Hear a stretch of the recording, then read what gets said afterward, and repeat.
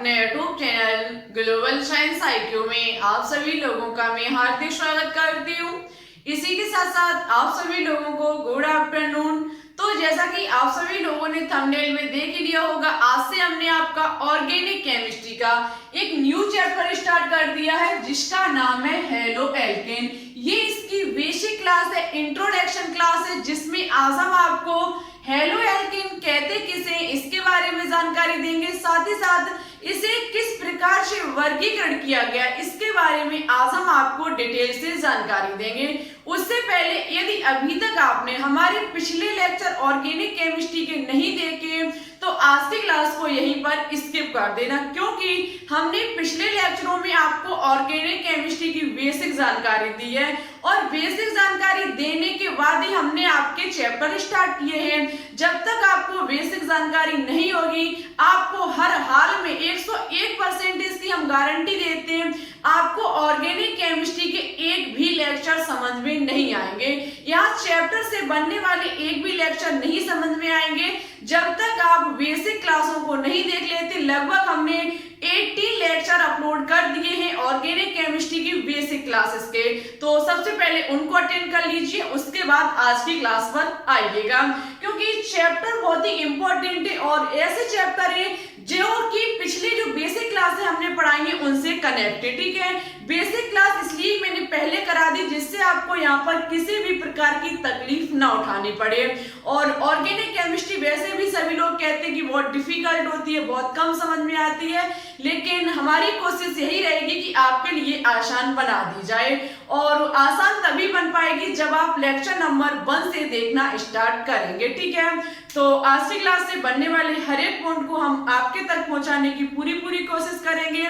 इसी के साथ साथ आज की क्लास अच्छी लगे, पसंद आए तो प्लीज इसे लाइक एंड दोस्तों के साथ शेयर करना बिल्कुल भी ना भूलें। चैनल पर न्यू हो तो प्लीज इसे एक बार सब्सक्राइब करके बेल आइकन को प्रेस ऑल पर क्लिक कर लें, जिससे हमारी केमिस्ट्री के कंटेंट की अन्य वीडियो के नोटिफिकेशन आपके पास टाइम टू टाइम पहुंचते रहें। क्लास बहुत ही बेहतरीन होने वाली है, बहुत ही शानदार क्लास होगी आज की, क्योंकि जब तक आपको किसी भी चैप्टर का इंट्रोडक्शन नहीं पता होगा, आगे आने वाले पार्ट आपको बिल्कुल भी समझ में नहीं आएगी। हमें उम्मीद है कि आज की क्लास आप मेरे साथ अच्छे से देखोगे, कंप्लीट देखोगे और हमारे साथ नोट्स भी बनाते चलोगे। नहीं बनाते हो तो आपको इसकी पीडीएफ टेलीग्राम चैनल पर एक इमेज के माध्यम से हम सेंड कर देते हैं, तो हमारे टेलीग्राम चैनल को भी आप ज्वाइन कर सकते हैं, जिसकी लिंक आपको नीचे डिस्क्रिप्शन में मिल जाएगी। उस पर क्लिक करके आप हमारे टेलीग्राम चैनल को भी ज्वाइन कर सकते हैं। चलिए, तो अब हम बात करते हैं आज की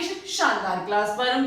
देखो, हम सबसे पहले देखेंगे कि हेलो एल्केन है क्या। हेलो एल्केन की बात की जाए तो सबसे पहले आपको एल्केन पता होना चाहिए। हम थोड़ी छोटी सी बारीकी सी जानकारी दे देते हैं आपको एल्केन के बारे में। देखो स्टूडेंट्स, जैसे कि एल्केन की बात की जाए तो एल्केन जो होता है वो हमारा एल्केन का फॉर्मूला CnH2n+2 होता है। CnH2n+2 होता है। साथ ही साथ हम आपको बता देते हैं इसका, जैसे कि एग्जांपल लें तो हम CH4 ले सकते हैं। CH4 एक हमारा एल्केन का एग्जांपल है। ठीक है, जहां पर कार्बन परमाणुओं की संख्या को हम 1 रखेंगे तो C1 हमारा H2 × 1, तो 2 + 2 हमारा 4 हो जाएगा। इस प्रकार से हमारा CH4 एल्केन का प्रथम सदस्य निकल के आ जाएगा।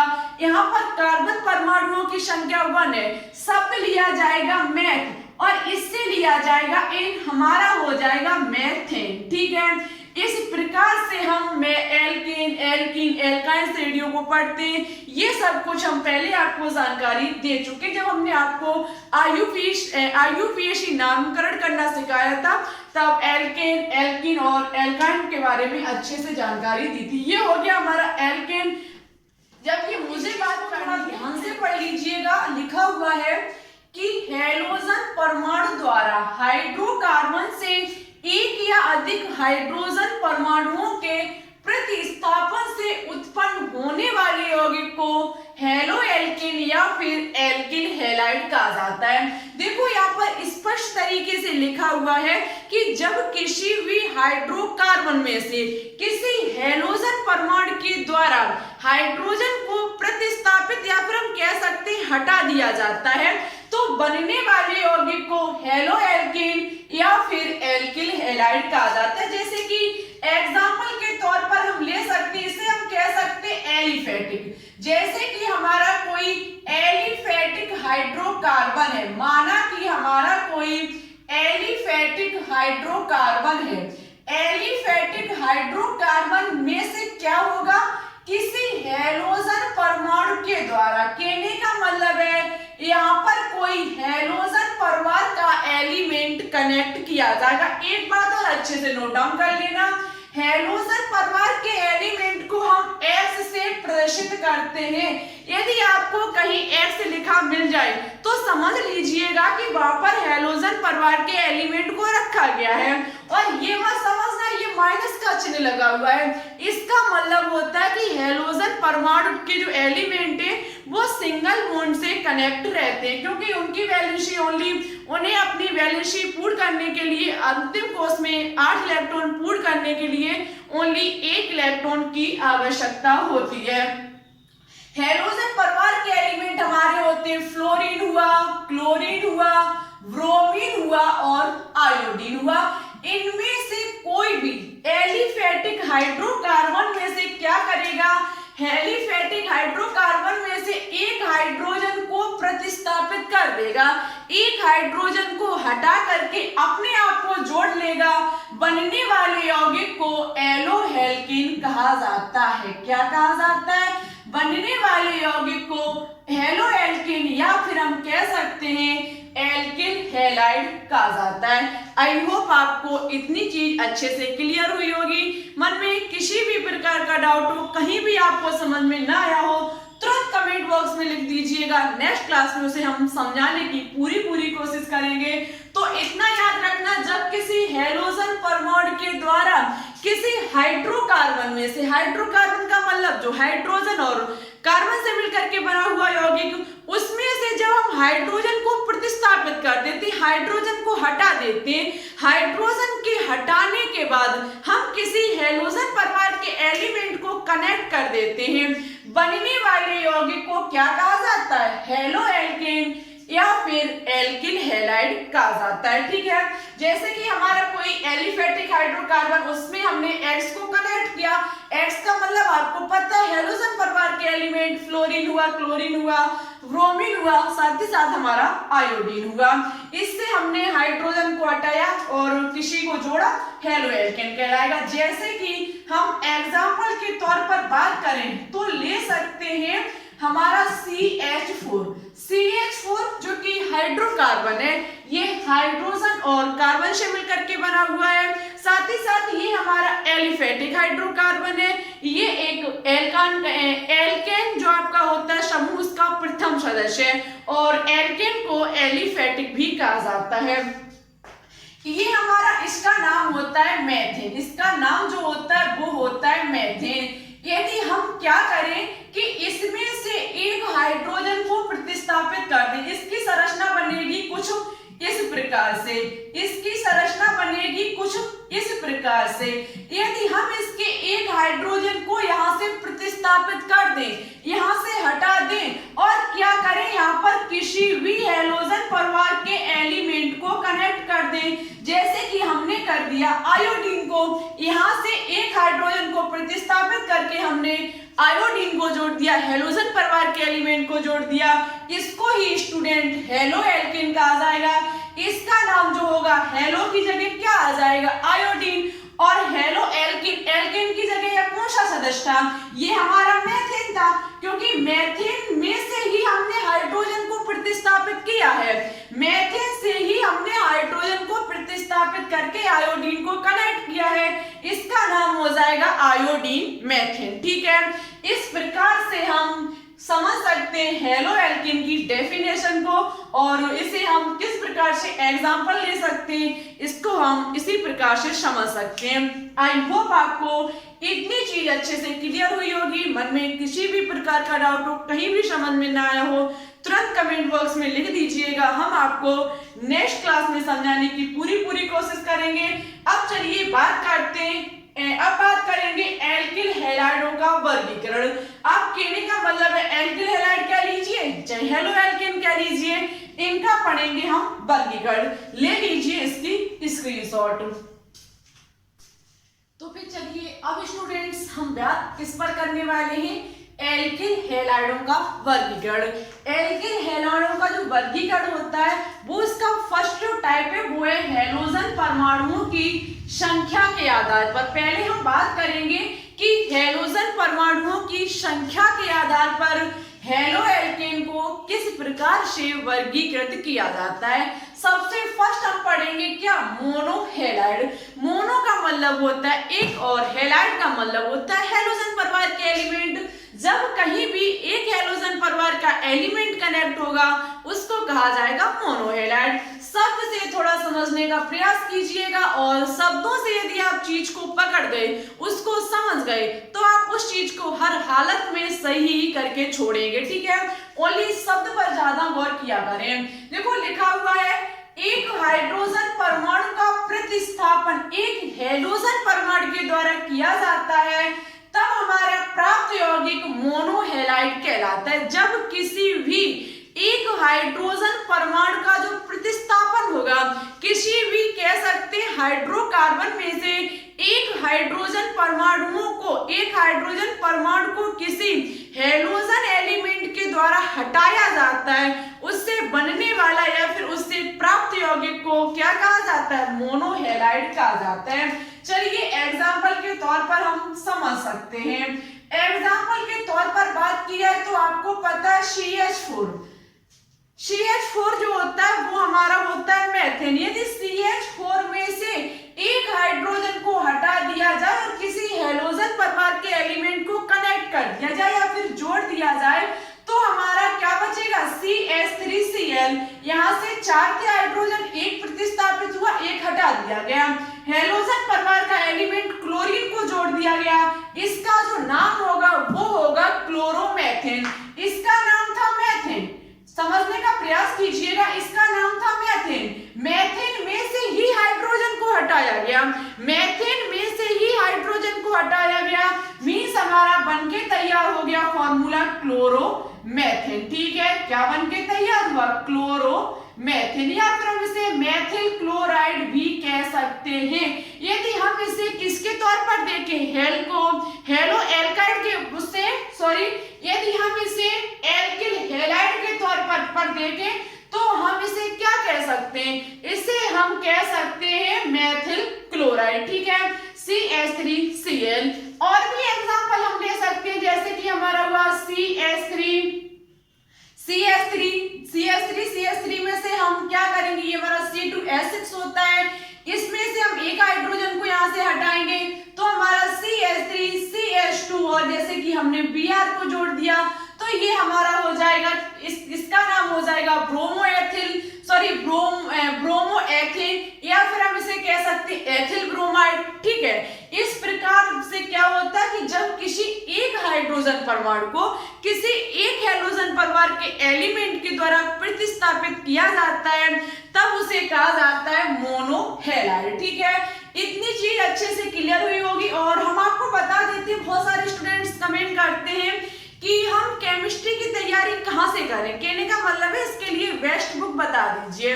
वैसे मार्केट में बीएससी नर्सिंग की बुक शायद मिल जाती है, आप पैरामेडिकल या फिर बीएससी नर्सिंग करके यदि लोगे तो आपको मिल जाएगी, प्रीवियस ईयर पूछे हुए क्वेश्चंस की एक बुक मिल जाएगी, या फिर वैसे सीपी नेट की शायद अभी मार्केट में कोई बुक नहीं है। वैसे आप नीट की बुक भी खरीद सकते और अच्छी आपकी तैयारी हो जाएगी। और वैसे हमारे हिसाब से आप ओनली क्या कीजिए, क्लास 11th और क्लास 12 की एनसीईआरटी बुक पूरी पढ़ लीजिएगा। आपका एक क्वेश्चन भी यदि छूट जाए तो मुझसे कहना आकर के। यदि आप 11th और 12th chemistry, physics and biology को आप एनसीईआरटी बुक से कंप्लीट कर लेते हैं, आपका क्वेश्चन 101% दावे के साथ मैं कहती हूँ कि एक भी बाहर से नहीं आएगा। आप ओनली एनसीईआरटी बुक से अच्छे से तैयारी कीजिएगा। ये जो चैप्टर हम आपके लिए लेकर के आई, ये नीट से इससे क्वेश्चंस पूछे जाते हैं नीट में भी।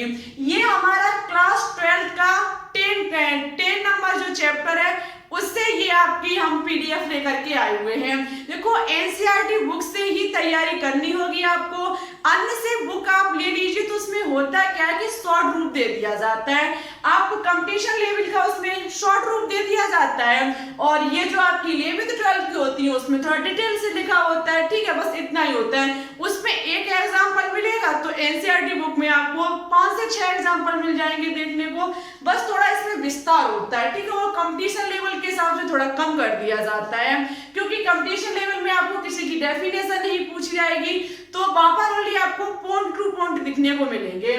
तो इसलिए आप एनसीईआरटी केमिस्ट्री को पढ़ लीजिए। और यदि आप इसकी और अच्छे से तैयारी करना चाहते हैं तो चैप्टर भी हमने आपको बता दिया है। एनसीईआरटी केमिस्ट्री जो क्लास 12 की है उसका चैप्टर नंबर ये 10 है, ठीक है। और अच्छे से आप क्लियर कर लीजिएगा, आगे इसकी तैयारी करते रहना। चलिए अब हम बात करेंगे इसके सेकेंड टाइप पर, जो कि होगा हमारा डाई हैलाइड, ठीक है। चलिए तो अब हम किसको समझने वाले हैं, डाई हैलाइड को। ये भी बहुत इंपॉर्टेंट है डाई हैलाइड, और डाई हैलाइड बहुत विस्तार से भी इसको पढ़ना पड़ता है। कैसे, तो देख लीजिए कि 2 हाइड्रोजन परमाणुओं का प्रतिस्थापन जब 2 हैलोजन परमाणु के द्वारा किया जाता है तो इससे प्राप्त यौगिक को डाई हैलाइड कहा जाता है। जब किसी भी 2 हाइड्रोजन परमाणु को, किसमें से, हाइड्रोकार्बन में से, ये तो शब्द आपको लेना ही पड़ेगा कि जब 2 हाइड्रोजन परमाणुओं को हाइड्रोकार्बन में से हटा करके 2 हैलोजन परिवार के एलिमेंट को जोड़ दिया जाता है तो बनने वाले यौगिक को क्या कहा जाता है, डाई हैलाइड कहा जाता है, ठीक है। यहाँ पर नोट में 2 पॉइंट लिखे हुए हैं जो कि बहुत ही इंपॉर्टेंट है कि जब 2 एक्स परमाणु, एक्स का मतलब क्या होता है तो मैंने अभी बताया, एक्स का मतलब होता है हैलोजन परिवार के एलिमेंट। हैलोजन परिवार के एलिमेंट फ्लोरीन, ब्रोमीन और आयोडीन। जब 2 एक्स परमाणु समान कार्बन पर जुड़े होते हैं, जब 2 एक्स परमाणु का मतलब है कि जब 2 हैलोजन परिवार के एलिमेंट जब एक किसी समान कार्बन पर जुड़े होते, एक ही कार्बन पर जुड़े होते हैं, तो आपको शब्द प्रयोग करना पड़ता है जेमनिल। क्या शब्द यूज करना पड़ता है, आपको शब्द यूज करना पड़ता है जेमनिल, या फिर हम इसे कह सकते हैं जेम, ठीक है, जेमनिल, या फिर हम इसे कह सकते हैं जेम। आपको ये शब्द यूज करने पड़ेंगे जब एक्स परमाणु किसी समान कार्बन पर जुड़े होंगे। यदि एक्स परमाणु भिन्न कार्बन पर जुड़े हैं, यदि एक्स परमाणु भिन्न कार्बन पर जुड़े हुए हैं तो आपको शब्द लेना पड़ेगा वेसनिल। क्या शब्द लेना पड़ेगा, आपको शब्द लेना पड़ेगा वेसनिल या फिर विष, या फिर आपको विष शब्द का यूज करना होगा। विष वो वाला नहीं जो सांप का जहर होता है, वो वाला विष नहीं है, उसमें षटकोण वाला सा बनता है, इसमें आप कह सकते हैं सपेरा वाला सा बनता है, ठीक है। तो इतना थोड़ा अंतर है, वो विष का मतलब हो जाता है आपका जहर एक प्रकार का, ठीक है। तो देखो जब वो 2 एक्स परमाणु समान कार्बन पर जुड़े होते, एक ही कार्बन पर जुड़े होते हैं तो शब्द लेते हैं जेमनिल, और यदि फिर एक्स परमाणु भिन्न भिन्न कार्बन पर जुड़े होते हैं हम शब्द लेते हैं वेसनिल या फिर विष। जैसे कि एग्जांपल के तौर पर बात की जाए तो हम ले सकते हैं, जैसे कि कोई हमारा ये रहा कार्बन, आपको पता है यहाँ पर 2 कार्बन होंगे, जब हम 2 कार्बन लेंगे तो उसमें क्या होता है, यदि यहाँ पर एक कार्बन पर 3 हाइड्रोजन कनेक्ट है, उसका चौथी वैलेंसी कौन पूर्ण कर रहा है, ये कार्बन, और एक कार्बन पर क्या हो रहा है कि दो हाइड्रोजन को प्रतिस्थापित कर रहा है कोई हैलोजन परिवार का एलिमेंट। 2 हाइड्रोजन को प्रतिस्थापित किया जाएगा तभी डाई हैलाइड का निर्माण होगा, क्योंकि हम पढ़ रहे हैं डाई हैलाइड। 2 हाइड्रोजन को प्रतिस्थापित, जैसे कि हमारा कर रहा है आयोडीन यदि 2 हाइड्रोजन का प्रतिस्थापित कर रहा है तो ये हमारा डाई हैलाइड का उदाहरण माना जाएगा। लेकिन उसमें भी विस्निल होगा। तो आपको देखना पड़ेगा कि जो हमारा हैलोजन परिवार का एलिमेंट कनेक्ट है वो एक ही कार्बन पर है या फिर अलग अलग कार्बन पर है। तो आप देख सकते हैं ये एक ही कार्बन पर जुड़ा हुआ है, तो इसके सामने हमें शब्द लेना पड़ेगा जेमनिल। क्या शब्द लेना पड़ेगा? जेमनिल, या फिर हम कह सकते हैं जेम। जेम हो जाएगा और शब्द लगाना पड़ेगा जेम। जेम के बाद हमारा डाई हैलाइड, कौन सा डाई हैलाइड है? तो आयोडीन हमारा यहाँ पर जो हैलाइड है वो है आयोडोएथिल। ठीक है, इस प्रकार से आपको जेमनिल या फिर जेम शब्द और उसके बाद डाई हैलाइड लेना होगा। इतनी चीज आपको अच्छे से आनी चाहिए। यदि किसी भी कार्बन पर क्या होगा कि दो हाइड्रोजन को प्रतिस्थापित किया जाता है, दो हाइड्रोजन को प्रतिस्थापित एक इस कार्बन में से एक इस कार्बन में से, जब हाइड्रोजन को प्रतिस्थापित करके किसी हैलोजन परिवार के एलिमेंट को कनेक्ट कर दिया जाता है अलग अलग कार्बन पर, तो हम शब्द लेते हैं विस्निल। क्या शब्द लेते हैं? विस्निल। या फिर विस्निल की जगह हम विस का भी यूज कर सकते हैं। देखो पीडीएफ भी आपको देनी पड़ेगी तो थोड़ा हैंडराइटिंग भी अच्छा होना चाहिए। विस्निल या फिर हम विस कह सकते हैं, विस डाई हैलाइड, विस डाई हैलाइड। ठीक है, तो अब आपको अच्छे से क्लियर हुआ होगा डाई हैलाइड के बारे में। जब हमारा समान कार्बन पर होगा तो हम शब्द लेंगे जेमनिल और अलग अलग पर होगा तो विस्निल का प्रयोग किया जाएगा। इतनी चीज अच्छे से क्लियर हुई हो तो ले लीजिए स्क्रीनशॉट। हम बात करेंगे इसके तृतीयक और चतुर्थ पर। ठीक है, तो आगे है हमारा ट्राई हैलाइड। देखो ट्राई हैलाइड वैसा ही है जैसा कि आपने डाई और मोनो पढ़ा। मोनो में क्या था कि एक हाइड्रोजन के द्वारा एक हाइड्रोजन को प्रतिस्थापित करके एक हैलोजन को जोड़ा जा रहा था, और डाई में क्या था, दो को हटा करके दो हैलोजन को जोड़ा जा रहा था। और ट्राई में क्या होगा कि तीन हाइड्रोजन परमाणुओं का प्रतिस्थापन तीन हैलोजन परमाणु के द्वारा जब किया जाता है तो इसे ट्राई हैलाइड कहा जाता है। जैसे कि एग्जांपल के तौर पर हम ले सकते हैं कोई हमारा CH4 जैसे कि मेथेन है, इसमें से हम क्या करें, तीन हाइड्रोजन को हटा दें, तीन हाइड्रोजन को हटा करके हम Cl को जोड़ दें तो इसको ही स्टूडेंट्स कहा जाता है क्या, ट्राई हैलाइड। ठीक है, इसको ही कहा जाएगा ट्राइक्लोरोमेथेन, ट्राइक्लोरोमेथेन। ठीक है, इस प्रकार से हम समझते हैं किसको, तीन हाइड्रोजन परमाणुओं को प्रतिस्थापित करके तीन हैलोजन परमाणुओं को जोड़ करके प्राप्त होने वाला यौगिक ट्राई हैलाइड कहलाता है। जबकि टेट्रा हैलाइड में क्या था कि जब चार हाइड्रोजन परमाणुओं का प्रतिस्थापन चार हैलोजन परमाणु के द्वारा किया जाता है तो इसको टेट्रा हैलाइड कहा जाता है। जैसे कि हमारा ये CH4 है, इसमें से हम क्या करेंगे, चार को हटा करके चार ही हैलोजन परिवार के एलिमेंट को जोड़ देंगे। जैसे कि हम चारों जगह क्लोरीन को जोड़ देते तो ये हमारा बनके तैयार हो जाता है क्या, ये हमारा बनके तैयार होता है CCl4, जिसका नाम होता है टेट्राक्लोरोकार्बन। क्या होता है इसका नाम, इसका नाम होता है कार्बन टेट्राक्लोराइड, इसका नाम होता है कार्बन टेट्राक्लोराइड। ठीक है, जब किसी भी कार्बन में से चारों हाइड्रोजन को किसी चार हैलोजन परमाणु के द्वारा प्रतिस्थापित कर दिया जाता है प्राप्त होने वाला यौगिक टेट्रा हैलाइड कहलाता है। इस प्रकार से आपका वर्गीकरण हुआ एलो एल्केन का, वो भी किस किस टाइप से, फर्स्ट था मोनो हैलाइड, उसके बाद था डाई हैलाइड, उसके बाद आपका ट्राई हैलाइड और उसके बाद आपका टेट्रा हैलाइड। अब हम इसके और कुछ पर बात करेंगे जैसे कि हैलोजन परमाणु युक्त कार्बन की प्रकृति के आधार पर। हम कार्बन की प्रकृति के आधार पर वर्गीकृत करेंगे एल्किल हैलाइडों का, और साथ ही साथ वहां पर आप डिग्री के बारे में पढ़ेंगे कि जैसे कि आपको हमने पिछली क्लास में जब स्टडी का शतक लगाया था, सॉरी स्टडी का जब हमने छक्का लगाया था उसमें हमने आपको बताया था कि फर्स्ट डिग्री कार्बन क्या है, सेकंड डिग्री कार्बन क्या है, थर्ड डिग्री कार्बन क्या है।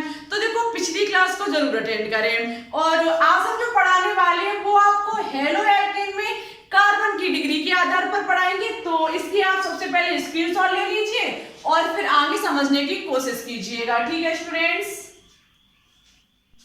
तो अब हम क्या करने वाले हैं कि हैलोजन परमाणुओं युक्त कार्बन की प्रकृति के आधार पर। जो आप एल्किल हैलाइडों का वर्गीकरण पढ़ोगे, एल्किल हैलाइडों को जब वर्गीकरण पढ़ोगे वो हैलोजन परमाणु युक्त कार्बन की प्रकृति के आधार पर पढ़ोगे। कार्बन की प्रकृति का मतलब है कि फर्स्ट डिग्री कार्बन है, सेकेंड डिग्री कार्बन है या फिर थर्ड डिग्री कार्बन है।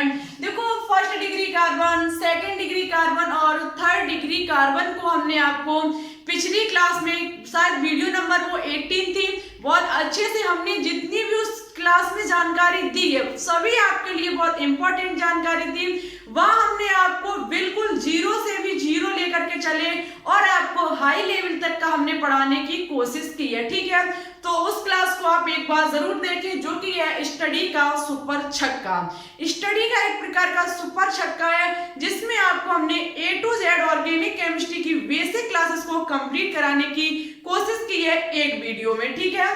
तो देखो आगे हम क्या करने वाले हैं, जैसे कि हैलोजन परमाणु युक्त कार्बन की प्रकृति के आधार पर फर्स्ट हमारा होगा प्राथमिक या फिर 1 डिग्री एल्किल हैलाइड। प्राथमिक या फिर 1 डिग्री एल्किल हैलाइड, इनमें हैलोजन परमाणु, इनमें जो हैलोजन परमाणु होगा वो प्राथमिक या फिर 1 डिग्री कार्बन से जुड़ा होगा। अब आपको ये पता होना चाहिए कि 1 डिग्री कार्बन क्या होता है, तो पिछली क्लास में बता चुके हैं। जैसे कि एग्जाम्पल के तौर पर हम बात कर सकते हैं, जैसे कि हमारा ये है, जैसे कि हम एक बार फिर से आपको कोशिश करते हैं बताने की फर्स्ट डिग्री, सेकेंड डिग्री और थर्ड डिग्री। हमने आपसे कहा था कि यदि किसी भी कार्बन, कोई यदि कार्बन किसी दूसरी कार्बन श्रृंखला से कनेक्ट है, माना कि वो कार्बन श्रृंखला हमारी R है, जब कोई एक ऐसा कार्बन जो हमारा दूसरी एक कार्बन श्रृंखला से कनेक्ट है, ये कार्बन हमारा 1 डिग्री कार्बन होगा। उसके बाद हमने आपसे कहा था कि यदि कोई कार्बन दो हमारी, जैसे कि कोई हमारा कार्बन 2 कार्बन श्रृंखलाओं से कनेक्ट है तो इसको कहा जाएगा 2 डिग्री कार्बन। इधर से भी कार्बन है, इधर से भी कार्बन है, तो इसको कहा जाएगा 2 डिग्री कार्बन। और यदि किसी भी कार्बन 3 कार्बन श्रृंखला से कनेक्ट है, कोई 3 कार्बन श्रृंखला इससे जुड़ी हुई है, तो इसको कहा जाएगा 3 डिग्री कार्बन। और यदि कोई कार्बन 4 कार्बन श्रृंखला से कनेक्ट है, यदि वो 4 कार्बन श्रृंखला से कनेक्ट है तो इसको कहा जाएगा 4 डिग्री कार्बन। ये हमारा होगा 1 डिग्री कार्बन, ये हमारा होगा 2 डिग्री कार्बन, ये हमारा होगा 3 डिग्री कार्बन और ये हमारा होगा 4 डिग्री कार्बन, ठीक है। इस प्रकार से हम समझ सकते हैं। अब हमारा क्या था कि जब 1 डिग्री कार्बन, जैसे कि 1 डिग्री कार्बन हमारा यहाँ पर ये भी हो सकता है, जैसे कि कोई हाइड्रोजन किसी कार्बन श्रृंखला से कनेक्ट नहीं है तो ये भी हमारा 1 डिग्री कार्बन ही होगा। तो जैसे कि हम 1 डिग्री कार्बन के एग्जांपल को लेना चाहें तो देखो कैसे लेंगे। जैसे कि हम 1 डिग्री कार्बन में क्या करना चाहते हैं, प्राथमिक alkyl halide, 1 degree alkyl halide. तो जैसे कि हमारा है CH3 में यदि हमारा कोई हैलोजन परिवार का एलिमेंट कनेक्ट है, किसी एक कार्बन से कोई हैलोजन परिवार का एलिमेंट कर, क्योंकि ये हमारा 1 डिग्री कार्बन होगा, ये जो हमारा होगा वो 1 डिग्री कार्बन होगा क्योंकि ये किसी भी कार्बन श्रृंखला से कनेक्ट नहीं है। और यहाँ पर एक कोई कार्बन की श्रृंखला कनेक्ट होती तो यहाँ पर हमारा हैलोजन कनेक्ट नहीं होता, ठीक है। तो फिर हैलोजन हमारा यहाँ कहीं कनेक्ट होता, तब भी ये हमारा क्या होता, 1 डिग्री कार्बन। 1 डिग्री कार्बन से जुड़ा हुआ हैलोजन परिवार का एलिमेंट ही हमारा प्राथमिक एल्किल हैलाइड कहलाता है। प्राथमिक एल्किल हैलाइड कब होगा, जब किसी फर्स्ट डिग्री कार्बन से कोई हैलोजन परिवार का एलिमेंट जुड़ा होगा, ठीक है। एल्स का मतलब होता है हैलोजन परिवार का एलिमेंट। सेकंड कहता है कि इनमें हैलोजन परमाणु द्वितीयक या फिर सेकंड डिग्री कार्बन से जुड़ा होता है, किसमें, द्वितीयक या फिर सेकंड डिग्री एल्किल हैलाइड में। अब सेकंड डिग्री कार्बन कब होगा, जब किसी भी कार्बन के आसपास 2 कार्बन श्रृंखलाएं होंगी। जब कोई भी कार्बन 2 कार्बन श्रृंखलाओं से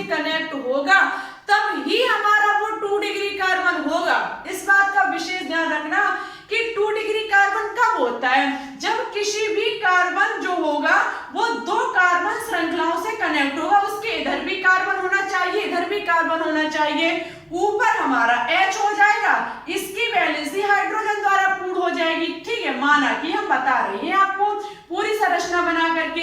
यदि पूछ लिया जाता है ये कौन सा कार्बन है, तो आप फर्स्ट डिग्री बताते हैं, क्योंकि ये हमारा इस कार्बन श्रृंखला से कनेक्ट है, जबकि इधर इसके नहीं है, ना इधर है ना इधर है, ओनली एक कार्बन श्रृंखला से कनेक्ट है, तो ये हमारा 1 डिग्री कार्बन होगा, ये हमारा 2nd डिग्री कार्बन होगा, क्योंकि 2 कार्बन से कनेक्ट है, और साथ ही साथ ये भी हमारा 1 डिग्री होगा, क्योंकि ये एक इधर कार्बन से कनेक्ट है। इसके बाद कितनी भी बनी है उससे फर्क नहीं पड़ता है, मेन उससे कौन सी श्रृंखला कनेक्ट है। यदि हम क्या करें, यहाँ पर 2nd डिग्री कार्बन में यदि कोई हैलोजन परमाणु का एलिमेंट कनेक्ट है, 2 डिग्री कार्बन से यदि कोई हैलोजन परमाणु का एलिमेंट कनेक्ट है, तो इसे द्वितीयक एल्किल हैलाइड कहा जाता है। क्या कहा जाता है? द्वितीयक एल्किल हैलाइड कहा जाता है। आई होप आपको इतनी चीज अच्छे से क्लियर हुई होगी। यदि स्टूडेंट्स किसी भी, जैसे कि हमारी ये कार्बन की श्रृंखला है, मान लेते हैं ये हमारा कार्बन, इसके जो आपकी 3 वैलेंसी है वो पूर्ण कर रहा है कोई अन्य कार्बन की श्रृंखला, यहाँ भी उसके कार्बन है, यहाँ भी उसके कार्बन है और यहाँ भी उसके कार्बन है, और यहाँ पर आकर के कोई हैलोजन परमाणु का एलिमेंट कनेक्ट हो जाता है, तो इसको कहा जाता है तृतीयक एल्किल हैलाइड या फिर 3 डिग्री एल्किल हैलाइड।